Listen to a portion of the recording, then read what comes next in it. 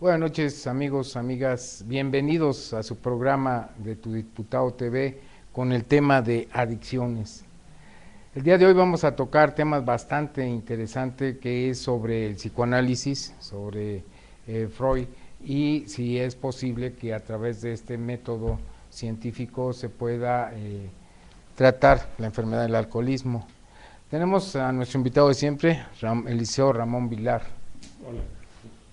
Buenas tardes, Ramón, que nos va a hablar un poquito sobre esto, qué métodos científicos, psicológicos se puede tratar una persona que tenga el problema de adicciones.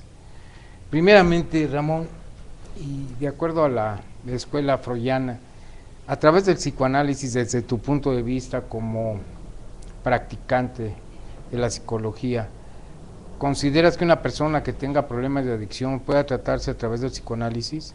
En su parte inicial, en el momento en que está en el consumo fuerte, es casi imposible, porque lo primero que va a pedir un psicoanalista es que deje de consumir, y justamente lo que no puede ese paciente es dejar de consumir. ¿Y por qué es necesario que deje de consumir? Porque no va a poder entrar en un proceso racional de análisis si está consumiendo, ¿sí? Varios psiquiatras, psicoanalistas, lo he mencionado en programas anteriores, como Paul Watzlawick, que era psiquiatra, psicoanalista de origen, decía que a los adictos no los podía tratar, y sobre todo a los alcohólicos, no solo por esto de la ingesta que estoy mencionando, sino porque en el momento de dejar de consumir,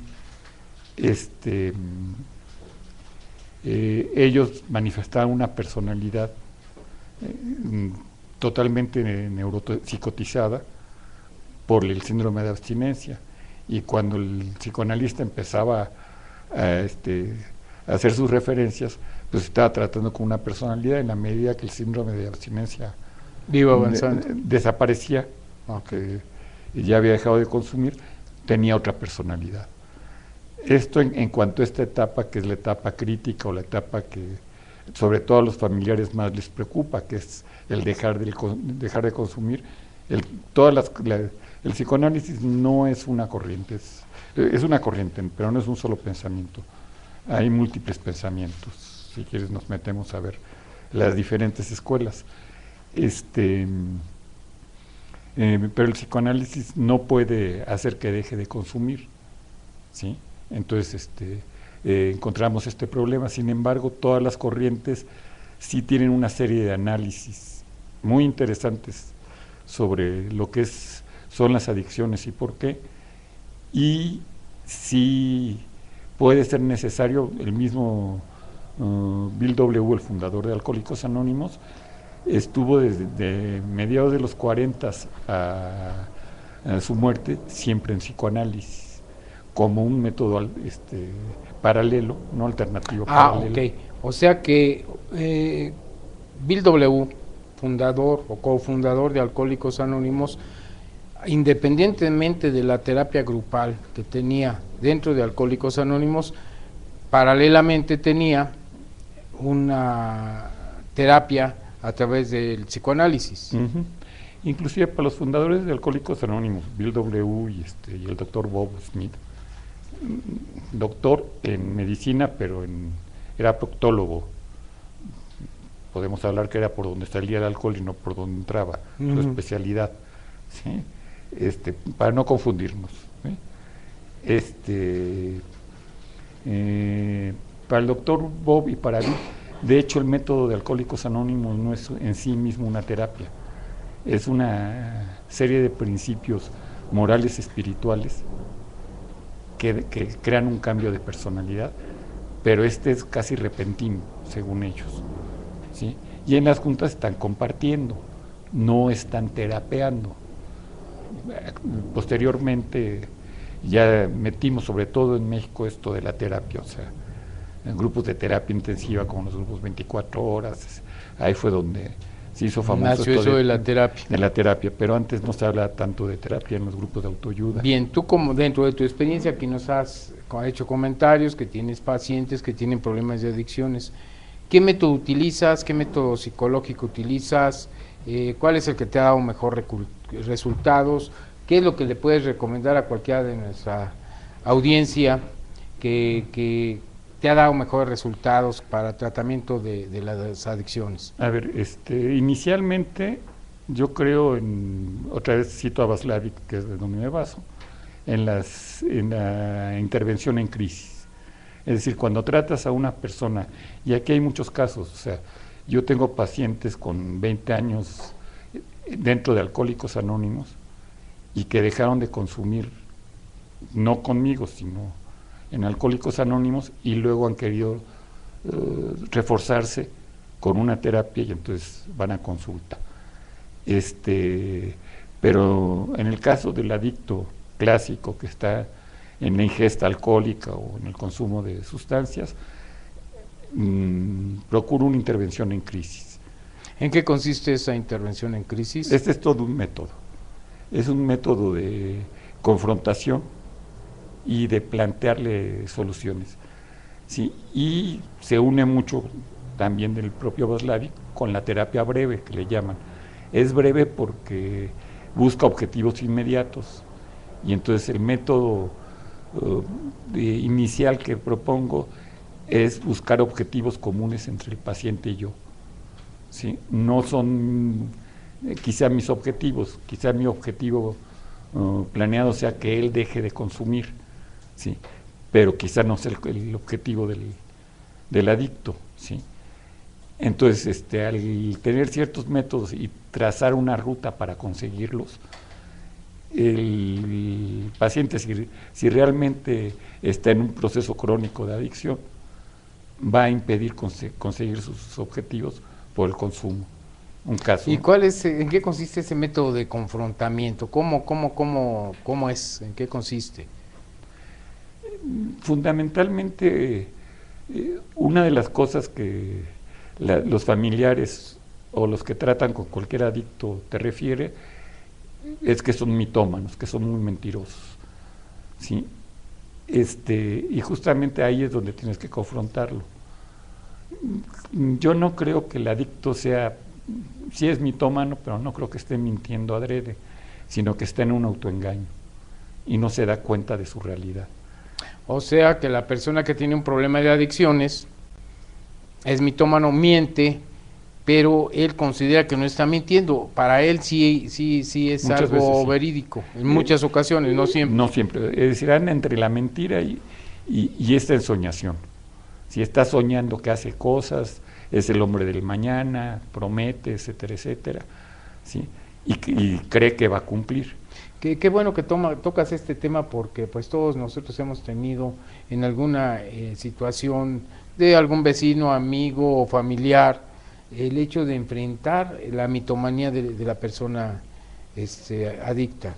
Y eso que estás comentando, de que en muchas ocasiones la persona cree que lo que está diciendo fue real y él mismo se está autoengañando, entonces ahí tú confrontas al enfermo, al adicto, con una realidad. Sí, no con la mentira de sí misma, porque entonces caeríamos en una discusión. Pero sí, si me dices que yo soy muy trabajador, ¿sí? Mentira, porque la familia me ha dicho que lleva 6 meses sin trabajar, que pierde, y los últimos trabajos que tuvo duró 3 días, ¿sí? Y entonces la confrontación es, y por eso estás sin trabajo. Sí, o sea, eres muy trabajador y por eso estás sin trabajo. No, es que me corrieron, etcétera, etcétera. ¿Sí? Tu jefe tuvo la culpa. Sí, me explico, decir, no estoy confrontando lo que me dice en sí no mismo. Estás poniendo en tela de juicio lo que te dice, sino los resultados de lo que dice, para que él mismo caiga en la contradicción. En su error y se dé cuenta que... Ese es el método de confrontación. Es viendo los resultados de su vida, ¿no? Sí, o sea, generalmente un adicto tiene toda una serie de cosas de las cuales tiene sentimientos de culpa y arrepentimiento. Como un adicto que te dije, tiene una gran facultad, una gran capacidad de amar. Entonces lo confrontas, por eso está solo. Sí, o por ejemplo, amo mucho a mis hijos y por eso están sin comer. Sí. Y esto enseguida le viene una bronca, no es que no he tenido para comer, empieza toda una serie de justificantes. Entonces ahí puede empezar cierto tratamiento y luego, bueno, ¿y quieres realmente serlo? Es más o menos así como se da la confrontación. ¿Sí? O sería el primer paso que tú llega una persona a consulta y empiezas a confrontarlo. O sea, te empieza a platicar él quién es y tú lo confrontas con una realidad. A ver, por ejemplo, muchos de los casos referidos en consulta, muchos de los casos son referidos. ¿Qué te quiero decir con eso? Que es la esposa, la mamá, la hermana, quien lleva a la persona a tratamiento, ¿sí? Y esta persona llega totalmente cerrada, ¿no? O sea, buenas tardes, y ya no habla. O sea, después del buenas tardes ya casi no escuchas nada de él en un principio, ¿sí? Entonces, ¿cómo puede empezar la confrontación? Bueno, a mí tu familiar me dijo tal y tal cosa de ti. ¿Es cierto? Sí. Pues bueno, sí, pero no es así. Nunca hay ni una negación ni una afirmación concreta, porque él no se quiere comprometer en terapia. ¿Sí? Okay. Es una de las características de los alcohólicos y de los adictos que no se quieren comprometer. Es una característica del ser humano, generalmente. Cuando alguien empieza una terapia no se quiere comprometer. ¿Sí? En el proceso psicoanalítico, Freud hace mucho la insistencia en lo que es la transmisión de la transferencia, es decir, el enfermo transfiere al terapeuta toda una serie de poderes, ¿sí? Y en esa etapa, que es la etapa inicial del psicoanálisis, tiene que haber una especie de enamoramiento. El psicoanalista tiene que enamorar al paciente. En el buen sentido. En el buen sentido de la palabra. No enamorar a una paciente guapa. También. Una de las broncas, aunque lo digas como broma, en términos de terapia con mujeres, es justamente este tipo de enamoramiento. Porque en un adicto que es una persona de baja autoestima, si en el caso de las mujeres, una de las formas que consiguen más las cosas es a través del supuesto enamoramiento. Y ellas creen enamorarse de 20,000 gentes. Es decir, cuando estás en consulta, a veces cada 3 meses cambia de pareja y de amor imposible la paciente, si es mujer. ¿Sí? Y tienes que tener mucho cuidado con esto.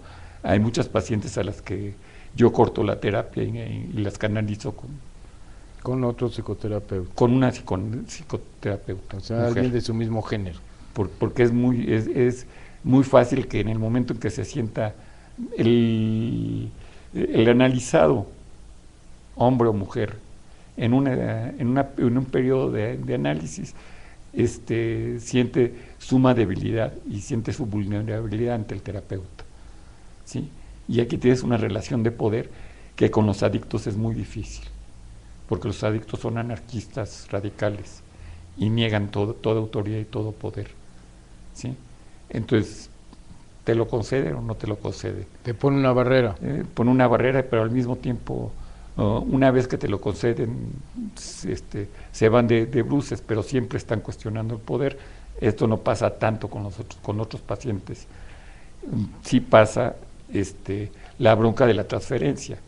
Hasta qué medida hay una transferencia. Entonces, la primera etapa de cualquier análisis, psicoanálisis o no, yo no hago psicoanálisis, es este enamoramiento, ¿sí? Hay una transferencia siempre, ¿sí? Eso con el objetivo de que le dé confianza, de que se empiece a abrir, de que empiece el psicoanálisis, el terapeuta a meterse en el subconsciente o en el inconsciente de la persona. ¿O estoy empleando términos de psicoanálisis? A ver, en términos de análisis y en el inconsciente. El subconsciente es otra cosa. El subconsciente es más una idea surrealista de principios del siglo pasado que poco tiene que ver con el análisis, con el psicoanálisis. El inconsciente sí es un término freudiano completamente. Yo no parto de querer meterme en el inconsciente. No porque no estoy criticando la teoría psicoanalítica en general, y me aparto de ella porque no me dan resultados en el término del adicto que consume, ¿sí? Yo busco ser más funcional.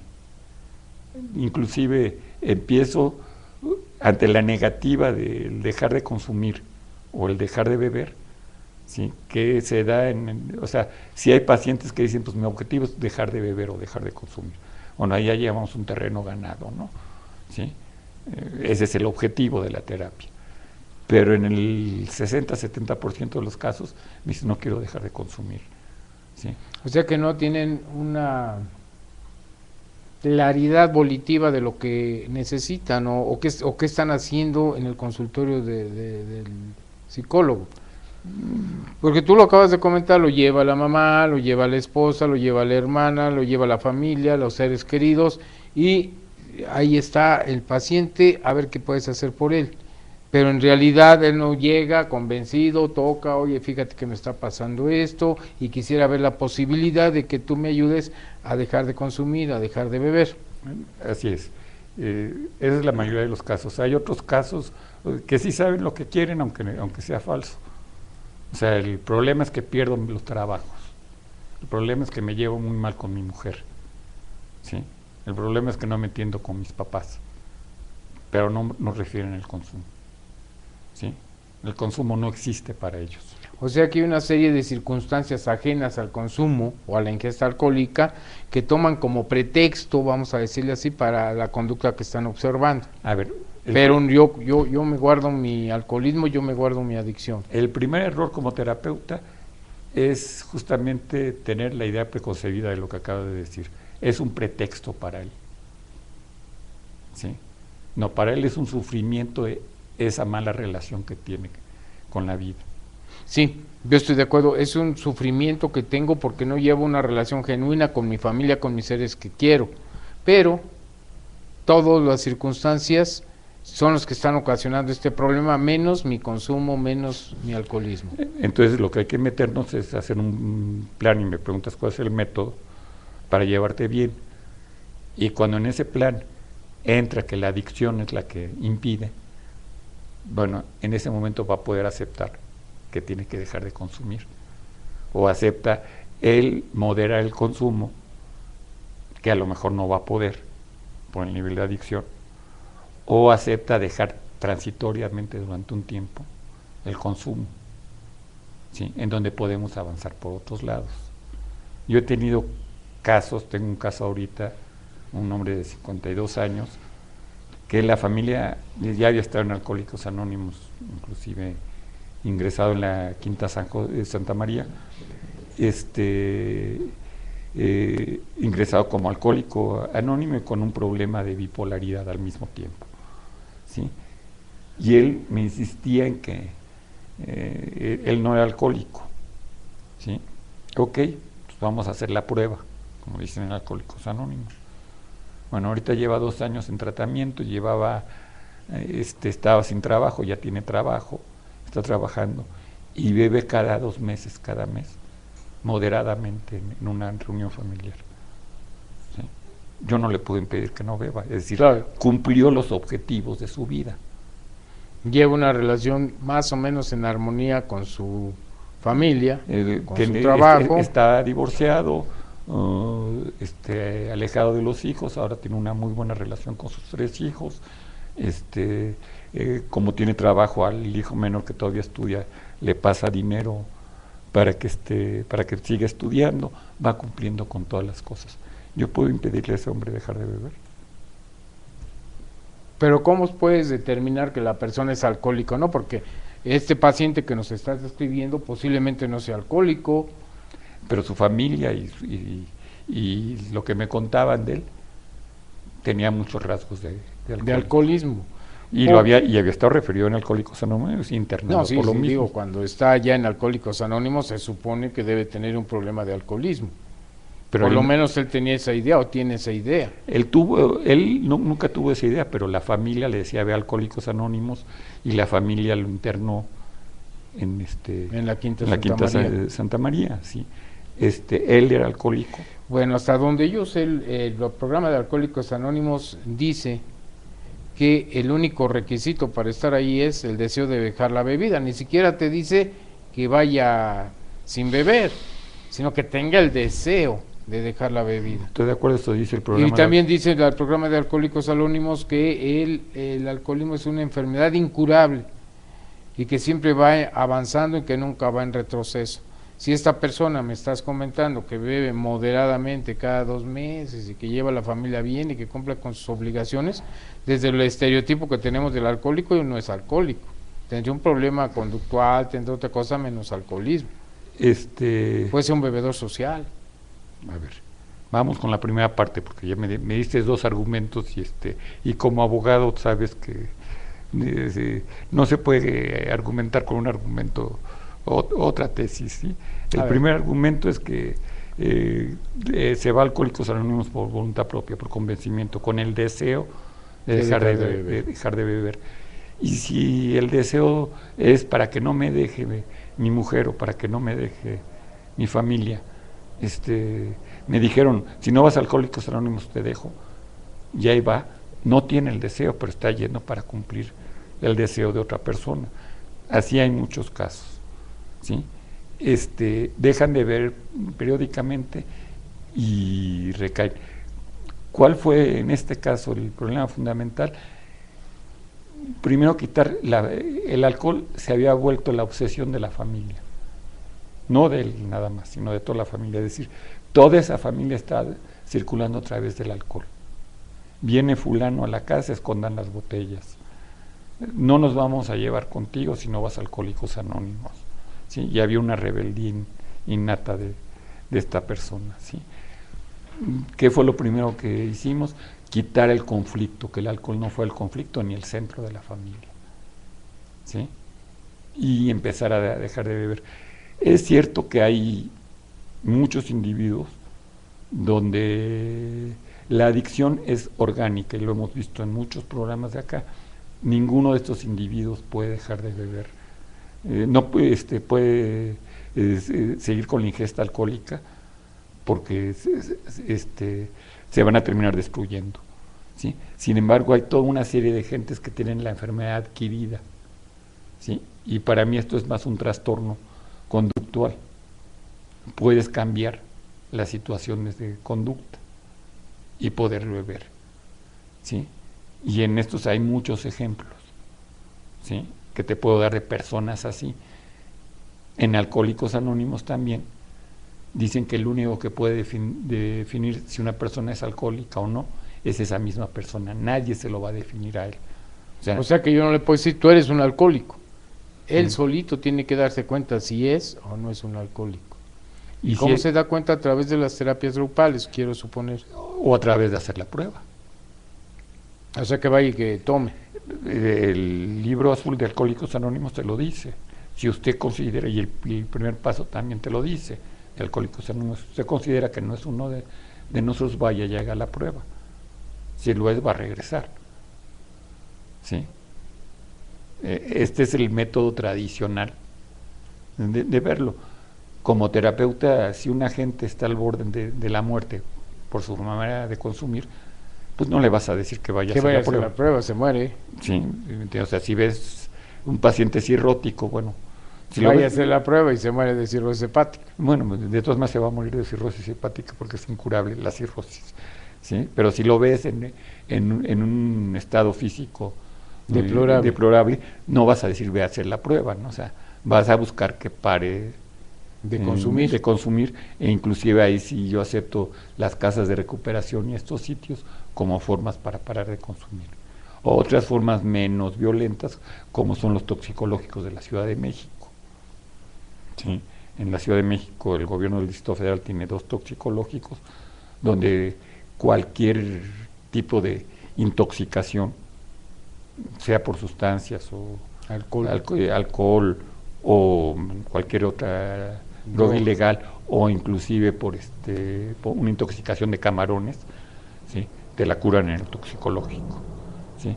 ¿Cuál es el grave problema? Y lo digo como advertencia al público de estos sitios, en que El adicto generalmente llega con una situación de malestar con la vida, por la cual consume, y en el momento que entra, que despierta en el toxicológico con los sueros, tiene un estado de bienestar increíble, se siente como nunca se había sentido en su vida. Y cuando sale y empieza a dejar ese estado de bienestar, le empieza la angustia porque cree que va a llegar otra vez al malestar y vuelve a consumir. Es decir, si ese paciente no entra en tratamiento inmediatamente, ¿sí?, mi experiencia es que el mismo día que sale, a las 24 horas de que salió, ya está consumiendo. Volvió a consumir. Bueno, aquí hay una situación que me interesa mucho. Hay muchas causas, como ya habíamos visto en otros programas, que provocan el consumo de algún estupefaciente, de alcohol, de lo como le quieran llamar. Ahora bien, estas personas, las que no tienen un problema orgánico, como habías dicho claramente, los que no tienen un daño orgánico, sino que todo es de carácter psicológico, social o existencial, si se ataca ese problema existencial, vamos, una persona que no puede tener una relación con su entorno social, que no puede tener una relación genuina con el sexo opuesto, que no se puede parar en público, acudir a una reunión y todo eso, porque es introvertido, porque es muy tímido y que siempre está ensimismado, y que a través de la ingesta alcohólica o de la aplicación de otro tipo de drogas puede relacionarse en un principio con la sociedad. Esa persona se le puede atacar primero ese problema, a lo mejor no es alcohólico, sino que tiene un problema mental más fuerte. Cuando yo te hablo de fijar objetivos en la terapia, es justamente esto. ¿Sí? Si para poder convivir con la gente, por ponerlo, en ese caso, o el caso que estaba yo refiriendo, para poder tener un trabajo estable, etcétera, etcétera, mi problema es el alcohol, ¿sí? Si dejas el alcohol a un lado, se consigue el objetivo, ¿sí?, y esa gente vuelve a beber y no daña el trabajo, pues es que no es alcohólica. Si daña el trabajo, es que es alcohólica. Él mismo se está haciendo la prueba. Tuve un paciente joven, brillante, que había terminado su carrera. Sin embargo, no había logrado hacer su tesis, ¿sí? El muchacho estaba metido en su departamento pagado por sus padres y tenía plantadas todo un cuarto lleno de marihuana, de flores de marihuana. Un genio porque sabía de hidroponía muy bien y estaban grandotas y bonitas las plantas, ¿no? Su ideal era seguir consumiendo marihuana, la misma que él producía, y vender marihuana para poder vivir. Ese era su ideal de vida. Pero quería terminar la tesis, por presiones familiares y por deseo propio. Sin embargo, no podía terminar la tesis siendo por su adicción brillante. Él no veía que era por la adicción, porque podía hacer 20,000 cosas, escribía artículos que firmaban otros, pero los hacía con la marihuana. Entonces, ¿por qué no voy a escribir mi tesis? Estuvimos 2 años escribiendo la tesis. En 2 años dejó la marihuana y dejó las tesis. ¿Y dejó qué? Y terminó la tesis, ¿sí? ¿Por qué? Porque sí se dio cuenta que la marihuana era la que impedía escribir la tesis, y dejó las plantas sembradas y se fue. Ya desaparecieron las plantas. Hubo una transformación de valores en su vida. Entonces, para que una persona deje de consumir, necesita tener una transformación de la personalidad, fijarse objetivos y todo esto. ¿Qué opinas de estos grupos de autoayuda, de alcohólicos anónimos tradicionales de hora y media? No nos vayamos a las clínicas y todo esto que ya hablaste en muchas ocasiones. Ya lo he dicho, mientras que sea volitivo por parte de ellos, es muy buen método, ¿sí? Es un método eficaz y funcional. Hay ciertos problemas para ciertas personalidades, es decir, Alcohólicos Anónimos no está hecho para todas las personalidades, y esto es cierto. Si una gente no puede tener una relación con su poder superior, ¿sí?, o no conciba ningún poder superior, es difícil que el programa, claro, como tal le entre. Entonces, bueno, esas personas estarían condenadas a muerte por no poder creer en Dios. Yo digo que no. Tiene que haber otra solución. Hay otra solución. Hay otras soluciones. ¿Sí? Entonces, para terminar, agradezco al staff, porque tú nunca les das las gracias por hacer posible el programa, aunque a veces se duermen, pero son muy atentos con nosotros. Y ya para terminar, ¿qué opinas? ¿Qué tipo de método, qué metodología, qué programa lleva Alcohólicos Anónimos? ¿En qué escuela psicoanalítica está? ¿O de dónde lo sacaron? ¿O cómo les...? No está en ninguna escuela psicoanalítica. ¿Sí? Los grupos de autoayuda, y esto lo podríamos hablar largo y podría ser el tema del siguiente programa, han sido utilizados de mucho tiempo atrás por la misma terapia, e inclusive un método, no creo que imitando Alcohólicos Anónimos, pero un método en Inglaterra después de la Segunda Guerra Mundial, que a través de él se crearon las comunidades terapéuticas. Fueron grupos de autoayuda creados en el hospital psiquiátrico, donde los traumas de guerra eran muy fuertes. Otra experiencia importante es en Argentina, en los 50, el hospital psiquiátrico de Argentina se creó se conformó a través de grupos de autoayuda, porque el psiquiatra que manejaba el hospital se dio cuenta que no había presupuesto para tratar a todos los pacientes y encontró que el método de grupos de autoayuda les apoyaba. Era un método eficaz y económico. Entonces, no lleva un método concretamente, sino que es prácticamente... Hay una metodología. Ahorita estamos cortos de tiempo y me extendería bastante, pero podemos hablar de los grupos de autoayuda en sí mismo la siguiente vez y las bases del programa de Alcohólicos Anónimos. Me parece excelente. Que sí funciona para determinadas personas. Bueno, pues yo les agradezco mucho a nuestro público que nos sintoniza y les suplico que nos sigan viendo el próximo lunes. Vamos a hablar ahí ya de grupos de autoayuda, de programas que tienen los grupos de autoayuda, de resultados concretos que se dan en este tipo de grupos y por lo pronto también los invitamos para que nos contacten en el correo electrónico, en el Facebook y nos manden sus preguntas. Después de todo, este programa está hecho para ustedes. A nombre del diputado Jorge Gaviño les damos gracias y la mejor de las noches.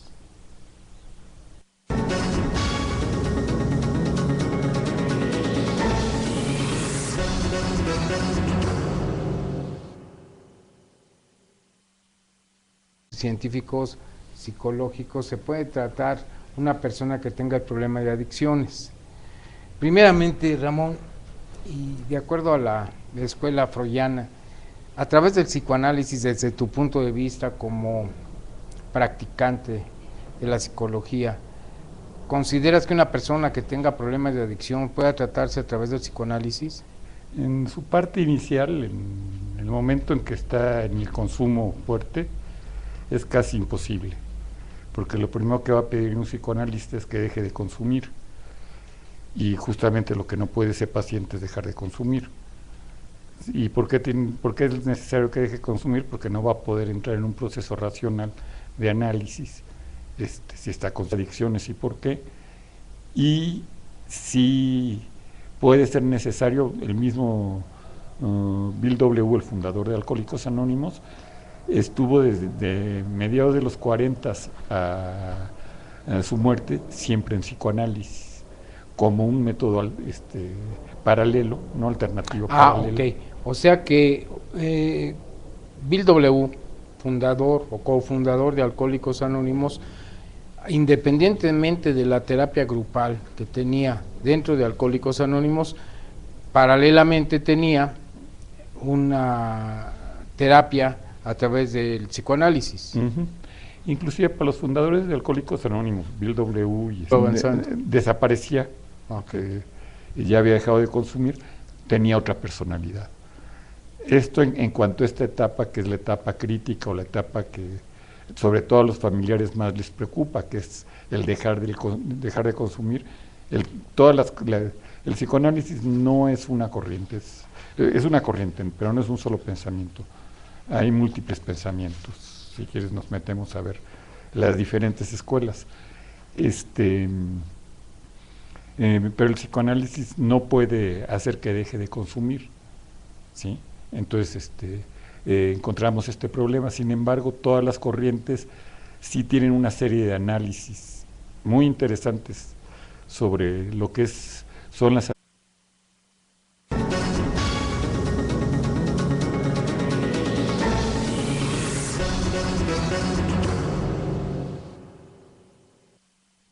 Buenas noches, amigos, amigas. Bienvenidos a su programa de Tu Diputado TV con el tema de adicciones.